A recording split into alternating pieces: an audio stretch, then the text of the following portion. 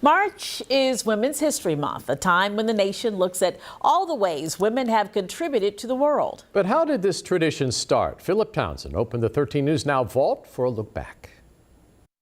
Women's History Month traces back to a school teacher in Sonoma County, California in the 1970s. She noticed there weren't a lot of women in her students' history books, so she wanted to change that.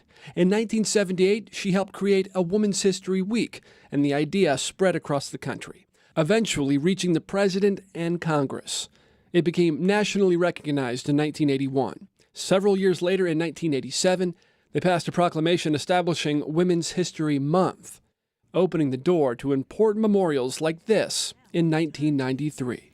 So these Hampton Roads Vietnam veterans head to Washington, D.C. to comfort and be comforted because they say the healing process continues.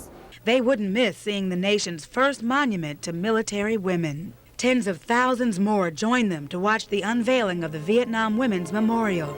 We give you thanks that this day has finally come, for we have waited long, worked hard, prayed often, and sometimes despaired. And many who look at the monument say it's helped them, knowing the women who served are not forgotten.